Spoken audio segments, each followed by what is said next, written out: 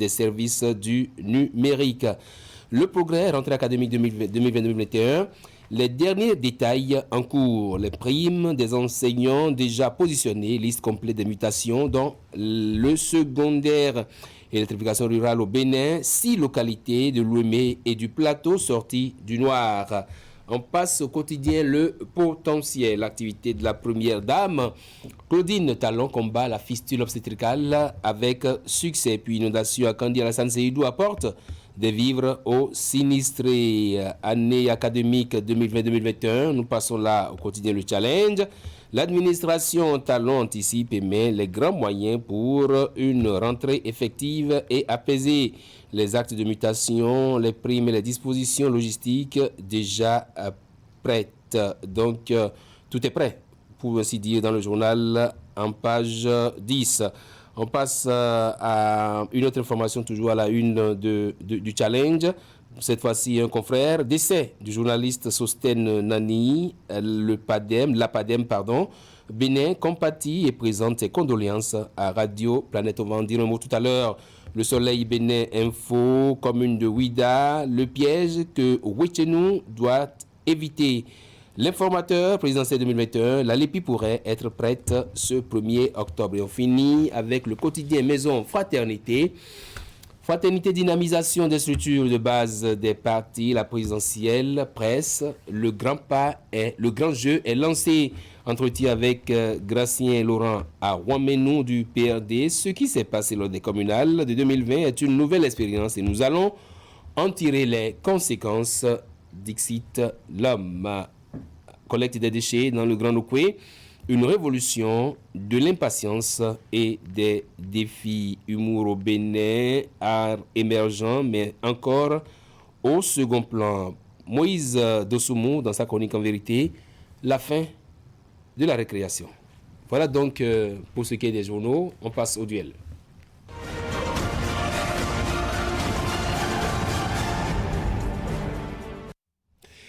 Rapidement, un mot sur le décès de notre confrère de Radio Planète, Moïse. C'est toujours difficile quand une voix s'éteint dans une radio. On met seulement la corporation en deuil, mais c'est toute une famille qui perd un fils. Et nous profitons de ce canal pour adresser nos sincères condoléances à Radio Planète et à la famille du défunt, que la terre lui soit légère, comme on le dit. Mais ce qui fait mal dans ces cas, c'est que quand un confrère meurt, on oublie sa famille. On oublie sa famille. Même les plus grands auditeurs, les plus grands fanatiques de ces émissions l'oublient. Et je ne voudrais pas que, pour une énième fois, nous nous retrouvons encore dans ce cas de figure. Nous parlons là d'un confrère, Sosten Nani, qui est décédé, journaliste à Radio Planète. Rapidement, un mot. Oui, c'est une triste nouvelle. Hein. Je dois avouer qu'il fait partie des tout premiers aînés qui m'ont montré les pas dans le métier. Je crois que c'est très difficile pour sa famille, pour la corporation. Et comme l'a rappelé le confrère, il faut véritablement que nous arrivions à mettre en place une structure pour suivre la famille du défunt. Et Dieu dit la famille nucléaire, la petite famille du défunt et ses enfants également, parce que nous sommes à la veille de la rentrée. Est-ce que quelque chose sera fait pour ses enfants et sa femme également? Et je présente par la même occasion mes condoléances à toute la radio Planète qui a perdu son rédacteur en chef et également à toute la presse béninoise. Sa famille nucléaire, vous parlez de ses enfants. Nous sommes à quelques semaines de la rentrée des classes. Il faut que les bonnes volontés, et le confrère l'a rappelé tout à l'heure, les auditeurs, les fanatiques de ces émissions, c'est le moment également pour les bonnes volontés, pourquoi pas, au haut niveau de la République, de penser à ses enfants, parce que lui, il n'est plus, mais ses enfants sont là, sa femme est là. Nous sommes à la veille de la rentrée, il faut que les associations fêtières puissent penser à ses enfants. C'est important. Moïse Alphonse. Oui, c'est très important parce que quand vous perdez un parent, votre géniteur à la veille de la rentrée, c'est le début des difficultés parce qu'il faut payer l'inscription, la scolarité, les cahiers, les livres. Donc, je voudrais bien que les confrères fassent un geste. Je voudrais bien que les organisations fêtières fassent un geste. Je voudrais bien que tous ceux qui l'appréciaient de son vivant l'apprécier aussi à sa mort en s'occupant de sa famille. Il ne sert à rien de dire qu'on a aimé quelqu'un et dès qu'il disparaît, on disparaît soi-même. Donc je voudrais que quelque chose soit fait parce que c'est difficile que vous, à 2 semaines de la rentrée, qu'on dise que bon, votre papa a cassé la pipe, c'est compliqué. Les enfants seront dans tous les états. Madame serait en train de réfléchir à ce qui adviendra délai de ses enfants. Donc je voudrais que quelque chose soit fait. On aurait quand même marqué ses enfants. Est-ce qu'on peut penser à quelque chose de plus durable pour les enfants? Parce que c'est vrai, une chose est d'aller tout de suite au secours des enfants, leur permettre de s'inscrire pour l'année scolaire qui s'annonce, mais la suite, c'est les difficultés de la vie auxquelles les enfants se confrontent. Au moins, pour cette première rentrée après le décès de papa, c'est important. C'est important. On pourra peut-être mettre sur pied une caisse de solidarité via Radio Planète, où des gens pourraient envoyer de l'argent par Flous ou par Momo pour permettre aux enfants de vivre facilement les premiers mois après le décès de leurs parents. Parce que c'est le début qui est difficile. Quand vous perdez fraîchement votre parent et que vous êtes lâché, pour la suite, c'est pas évident. C'est compliqué. Oui, on va terminer. C'est très compliqué. Et c'est le moment d'inviter les bonnes volontés vraiment de se manifester et d'aller au secours, on va dire, de ces enfants. Parce que puisque nous sommes à la veille de la rentrée, il faut acheter les fournitures, il faut s'inscrire, il faut un certain nombre de choses. Et je crois également que les bonnes volontés, il y en a dans le pays. Et ils sont en train de nous suivre. Ils vont pouvoir se manifester. Et également, les associations fêtières également, les présidents de ces associations vont également se manifester, quitte à faire rejaillir sur nous autres confrères les stratégies qui seront mises en place pour quand même permettre à sa famille de jouir, enfin à ses enfants d'avoir de quoi s'inscrire. Nous continuons donc à la famille Nani, Roland Sosten Nani, rédacteur en chef de Radio Planète qui est décédé. Donc on attend d'en savoir plus sur le programme des obsèques. Revenons à nos moutons, c'est justement, on a voulu parler de cette Covid-19 qui sévit depuis quelques temps, mais il y a comme, je ne sais pas si vous avez fait le constat, un relâchement aussi bien de la part des citoyens, je veux dire des consommateurs en général, mais du gouvernement aussi, Alphonse Moïse Soudé. Oui, moi j'ai été un peu surpris parce que il faut sortir de Cotonou. Je suis allé dans un département dont je ne vais pas citer le nom ici, mais dans la voiture, j'ai traversé toute une ville. Tous ceux qui m'ont dépassé, personne n'avait de cache-nez. Wow. Personne n'avait de cache-nez. Là où je suis allé me restaurer, j'étais pratiquement le seul à avoir de cache-nez. C'est comme si c'était un fantôme qui revenait.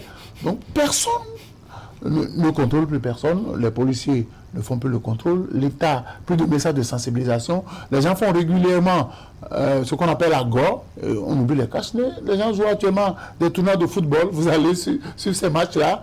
Personne ne met le cache-nez. C'est pas possible. C'est-à-dire que le gouvernement a baissé les bras, les autorités politiquement administratives ont baissé les bras, les chefs quartiers ne passent plus de messages et pourtant récemment on a affecté des fonds. Il faut qu'on le passe, sinon au moment où on va se réveiller, il serait déjà trop tard. Parce que, avec la fraîcheur, le virus se développe. Il faut. Tout à l'heure, même en venant dans ce studio, j'ai constaté, tout ce que j'ai dépassé, on n'avait pas de cache-nez. On a dit cache-nez, on n'a pas dit cache-menton. Il y a des gens qui mettent ça au niveau du menton, le nez est dehors, donc il va falloir qu'on reprenne les taureaux par la tête. Est-ce que c'est la faute au gouvernement ou c'est chacun qui doit être son propre gardien? La peur du gendarme est le commencement de la sagesse. Oui, Sergio. Au-delà du gouvernement, chacun également doit jouer sa partition en ce qui concerne la lutte contre ce virus-là.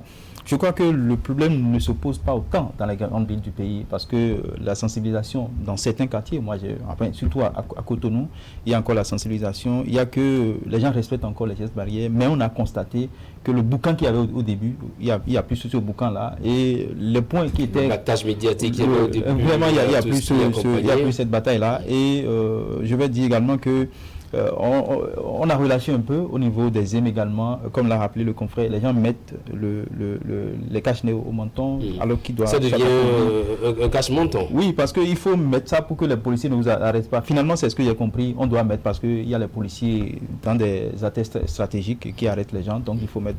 Donc moi je crois que c'est le moment de rappeler aux uns aux autres que le virus est là, ça existe au Bénin, et également au gouvernement qui doit nous faire le point de façon quotidienne. Ça ne se fait plus. Peut-être c'est une fois ou 2 fois par semaine. Et c'est à croire que le virus n'existe plus au Bénin, alors que le virus est toujours là. Et il faut véritablement sensibiliser. Je crois que sur certaines chaînes de radio, de télévision, le message passe toujours.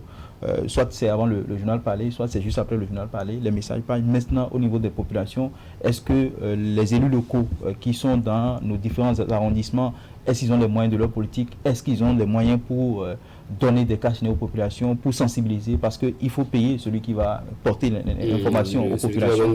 Et donc, il faut véritablement que...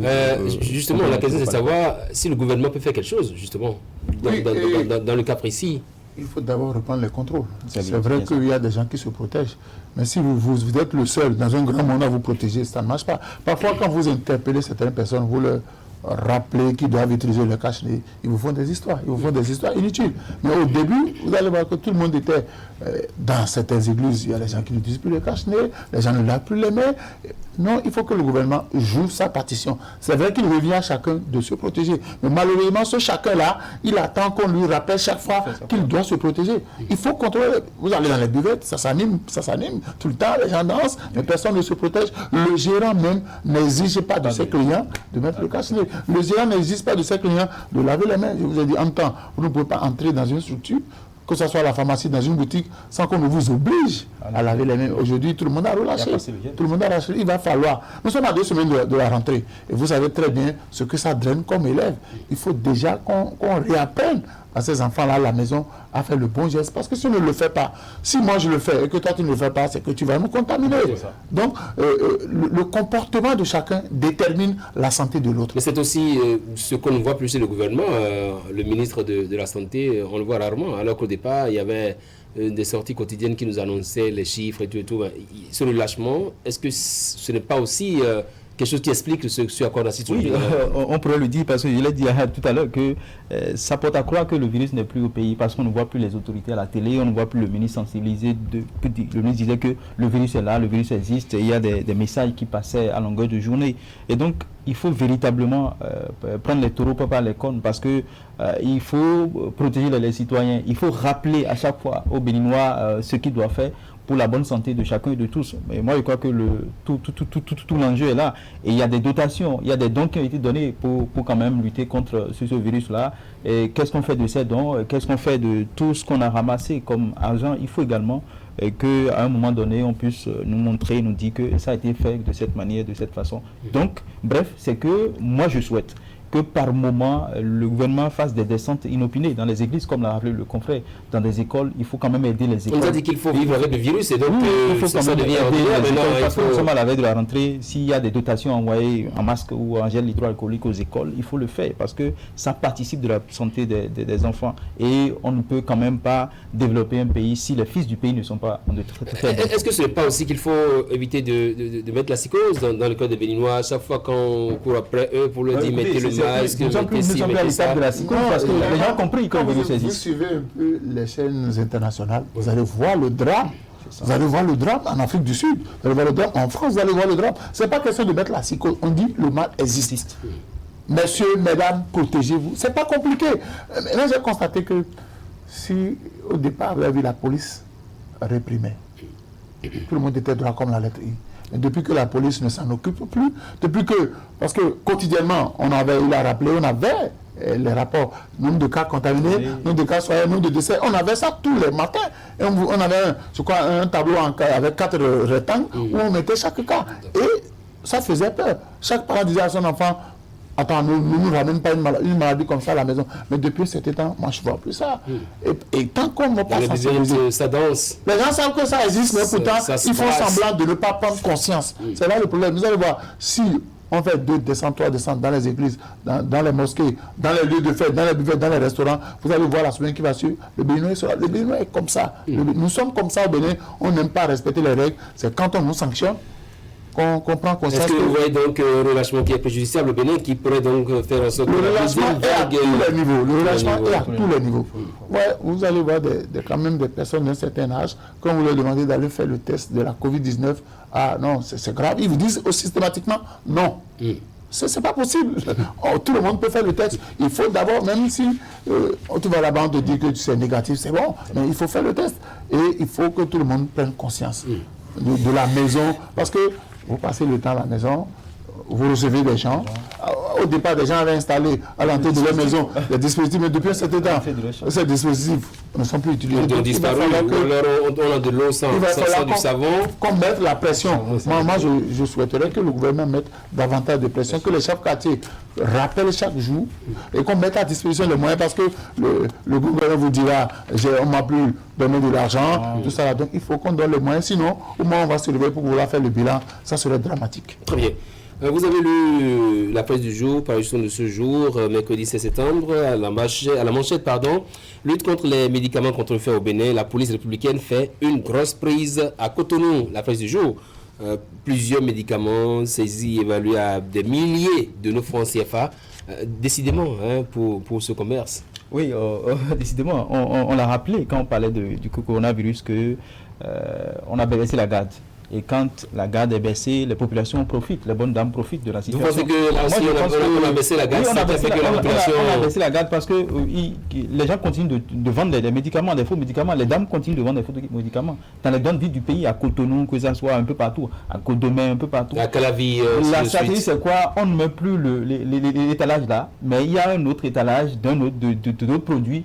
Mais quand tu t'approches de la dame, elle te dit, tu veux quel médicament? Elle voit un peu, est-ce que toi tu n'es pas un agent de la police? Est-ce que toi tu n'es pas là pour la filer? Et puis si elle voit que bon, tu es venu vraiment pour acheter, elle rentre dans le petit coin pour t'amener le médicament. Donc je crois que... Sans oublier celles-là qui ont dans l'étalage du Pure Water. Évidemment. Et en dessous, les faux médicaments. Donc c'est pour dire que c'est une bonne chose, on doit remercier la police républicaine, mais toujours est-il qu'il faut intensifier un peu la lutte, parce que les gens continuent de vendre et ça se comprend, parce qu'ils n'ont plus d'autres activités. Et si la police arrive à faire des prix, c'est que ça n'a pris pas des frontières, parce que forcément. Les faux médicaments ne se fabriquent pas au Bénin. C'est clair. Et donc il faut véritablement il faut qu'au niveau des frontières quelque chose soit fait pour faciliter la tâche aux populations et que cela soit véritablement contrôlé, parce que c'est comme si on a relâché un peu au niveau de relâchement au niveau de la Covid-19, relâchement aussi, vous pensez qu'il y a un relâchement au niveau de la lutte contre les faux médicaments? On a démantelé à Djégoulé, ne veut pas dire qu'on a fait de lutter contre les faux médicaments. On a démantelé à Djégoulé, mais non,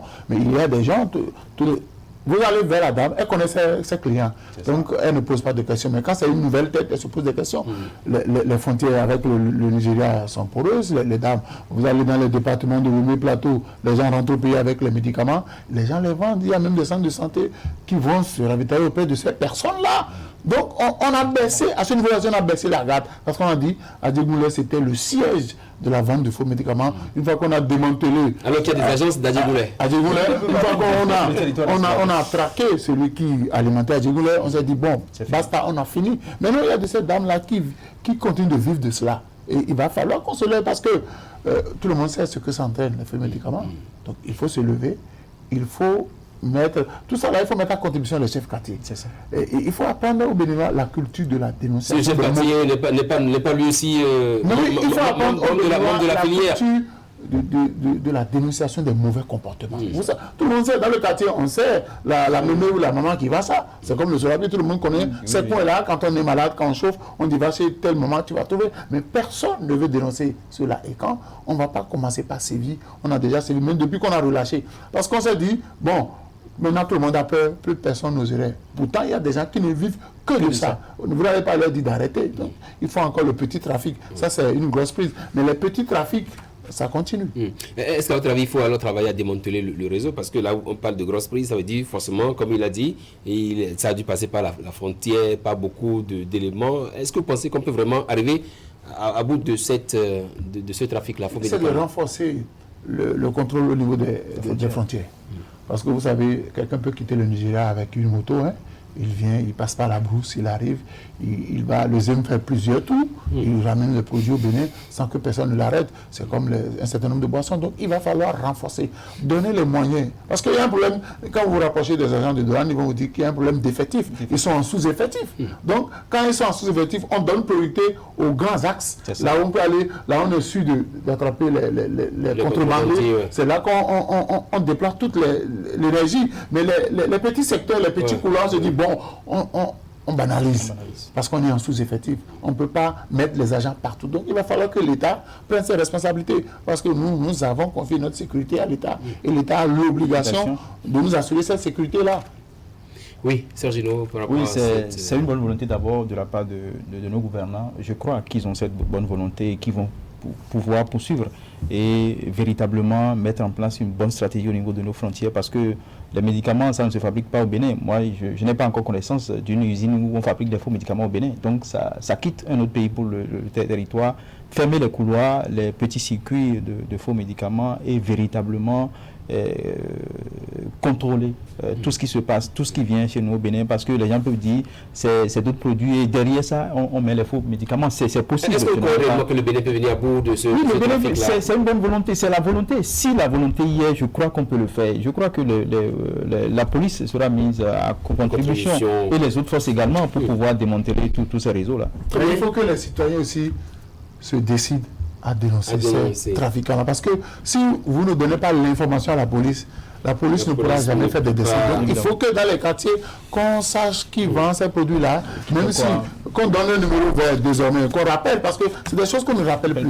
Qu'on donne un numéro vert, les gens appellent pour dire, dans tel quartier, vous faites la descente et puis vous... On va parler de ce parrainage, de ces OSC qui demandent au gouvernement actuel de ne pas mettre en œuvre ou en application cette mesure de parrainage. Est-ce que pour vous c'est un bon plaidoyer, Sergino? Non, je pense que on les a souvent assimilés aux vigiles de la démocratie, les acteurs de la société civile.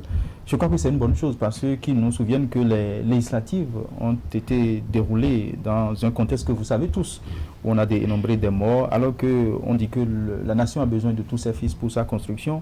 Et si dans ce contexte-là, si on veut régler les choses, je crois que ça vient à point. Parce que on dit le mal emporte lorsque les hommes de bien se taisent. Les OSC ont voulu jouer leur rôle pour montrer qu'ils sont les vigiles de la démocratie, qu'ils ont les outils nécessaires pour apprécier la bonne vitalité au nom de notre démocratie.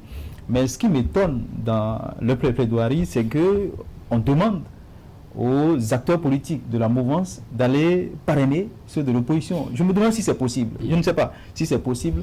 Est-ce que c'est déjà ça ou c'est d'abord le fait qu'ils demandent de ne pas faire usage du parrainage? Non, il y a des possibilités. Oui, lesquelles? Allez-y. Vous ne pouvez pas, je vais rebondir sur ça dernière, vous ne pouvez pas demander à un acteur de la mouvance d'aller parrainer un candidat de l'opposition. C'est pas possible. Et je tiens toujours le discours du président de l'Assemblée. Il dit aucun député ne peut se lever de lui-même et aller parrainer qui que ce soit.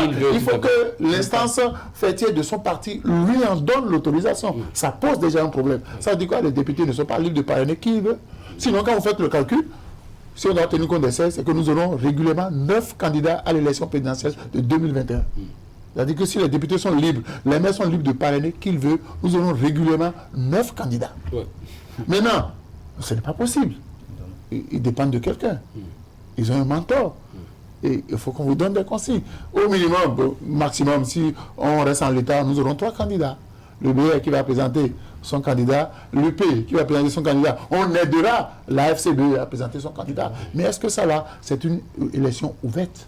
Le jeu n'est pas ouvert. Donc, je suis d'accord avec les ESC qu'on demande qu'on saute ce verrou-là. Qu'on saute ce verrou et qu'on aille en compétition. Que tous ceux qui ont un programme, parce que les populations encore au Bénin, on ne choisit pas un candidat à partir de son programme d'action. On choisit un candidat en fonction des affinités, en fonction de ceux qui sont venus vers vous pour vous parler de leur candidat. Alors, sauter le verrou, est-ce possible selon vous? Est-ce qu'on peut sauter le verrou en l'état actuel de notre démocratie où les tests sont là? Ça veut dire qu'on décide simplement d'aller au Parlement ou qu'est-ce qu'on fait? Mais la dernière fois, quand au niveau des mairies... Ouais, interprétatif, vous voulez dire? Voilà, notamment on a réfléchi, on a sorti une loi. Nous sommes durant 7 mois de l'élection, on a la possibilité encore au Parlement de toucher à cette loi-là, au code électoral, pour sauter ce verrou. Si tant est qu'on veut vraiment que les Béninois s'expriment. Parce que si ça se passe comme ça, on risque d'avoir encore un taux faible de participation. Est-ce qu'on n'attend pas d'être proche de l'élection pour faire un plaidoyer qui, à vos yeux, ne risque pas de marcher? Non, là 7 mois de l'élection. Oui, c'est possible, c'est pas encore, c'est possible, 7 mois, c'est beaucoup, c'est pas, enfin c'est beaucoup sur le mois. Je crois qu'on peut réfléchir notamment également pour mettre en place une autre loi interprétative de la loi qu'on a là, pour permettre également de sauter ce verrou. Si on tient si on saute le verrou, c'est plus une loi interprétative, hein. Ça ne peut pas être une loi interprétative sur le verrou. Il y a une loi modifiant, complétant. Peut-être quelle correction. Mais toujours est-il que nous sommes suivis au-delà des frontières, les pays nous regardent. Parce que par rapport aux législatives, tous les yeux sont braqués sur nous. Il faut véritablement qu'on puisse changer les choses lors de ces présidentielles pour que le jeu soit ouvert, pour montrer également que nous sommes en démocratie au Bénin et que les élections sont pas exclusives. Est-ce qu'il n'y a pas un risque à vouloir modifier ces tests-là à quelques mois de l'élection présidentielle? Pourquoi on vote la loi? La loi, c'est pour les hommes. La loi, c'est pour réguler le fonctionnement de tout ce que nous faisons. Et donc, quand à un moment donné, on constate que il y a blocage, il faut quand même retourner la case départ. Est-ce qu'il y a un blocage? Est-ce qu'à ce stade-ci, Moïse, on peut déjà dire qu'il y a blocage? Mais écoutez, nous sommes à 7 mois. Vous connaissez combien de candidats? Combien de personnes sont allées sur le terrain? À part le président de la République qui va remplir, Joël Aïbo qui parcourt Bons et Vallées pour exprimer son intention d'être. Encore que là, il n'a pas encore la certitude qu'il aura les 16 signatures. C'est l'inquiétude. J'ai dit, on peut sauter ce verrou, parce que si vous ne sautez pas ce verrou, cela va poser un problème de légitimité par rapport à l'élection du président en 2021. Parce qu'on va dire, on a donné la possibilité à aucun opposant d'aller compétir. L'opposant, c'était déjà la FCBE, le nom de Paul Roubaix. Je crois que je ne suis pas là pour parler de... Qui aujourd'hui se retrouve dans la peau de l'opposition. La FCBE se réclame de l'opposition. Encore que selon le statut de l'opposition, n'a pas encore désigné le chef de file de l'opposition. La FCB, dans les discours, elle proclame qu'elle est de l'opposition. Mais dans les actes, je ne vois pas. Je ne vois pas. Est-ce que la FCB a déjà posé un acte aujourd'hui qui ne puisse pas être... Elle est sur le terrain. Sur le terrain et vous verrez ce qui se passe. Mais on a reçu quand même des envoyés du parti FCB sur le plateau ici. Ils n'ont pas été du tout envers le gouvernement actuel, hein, pas du tout. Je pense à un certain Roukonou qui est passé par ici. Ce qui est sûr, sauter ce verrou-là va renforcer davantage notre démocratie. Parce que les députés, le président de l'Assemblée a été clair. Donc, on vous indique le chemin emprunté. On dit, vous, allez parrainer ton campion. Vous, allez parrainer l'autre. Ça ne marche pas. Ça ne marche pas. Donc, on donne la possibilité, puisque quand vous déposez le dossier, on étudie vos dossiers. Est-ce que le but, c'est d'obtenir facilement le parrainage ou de sauter carrément le verrou pour permettre aux opposants, comme vous le dites si bien, de participer aux élections? Parce que si un opposant déclaré peut obtenir le parrainage de ceux qui sont là, pourquoi ne pas y aller, ne pas faire avec? Et déjà que les FCB disent, nous sommes d'accord pour qu'on aille vers cette expérience-là, qui t'a corrigé après. Le problème est que si on prend en compte le discours du président de l'Assemblée nationale, ça sera compliqué. Ça sera très compliqué de dire aux opposants d'aller chercher le parrainage. Ça ne sera pas possible parce que c'est le parti qui va dire... Le président national, c'est la deuxième personnalité de l'État, il ne faut pas l'oublier. Et donc moi je crois que c'est le travail véritablement à sauter le verrou. Je ne sais pas par quel mécanisme, mais toujours est-il qu'il faut sauter le verrou pour que l'élection soit ouverte. C'est eux qui ont adopté le code électoral. S'ils veulent sauter ce verrou, ils le feront. En session. En un nuit. S'ils veulent, vous avez dit, s'ils le veulent vraiment. S'ils ne le veulent pas, on va faire avec. Parce que cela relève, sauter ce verrou-là relève d'une volonté politique. Cela relève purement d'une volonté politique. Ce n'est pas question de non, c'est une volonté politique. Si l'autorité politique veut qu'on saute ce verrou, dans une nuit, en moins de 2 heures de temps, on a sauté ce verrou-là. On vous aura compris. Merci à vous, Alphonse Moïse Soulé. Merci également à vous, Sergino Lokosu, d'être passé. C'était donc le duel de ce mercredi. On se reprend juste après le journal télévisé.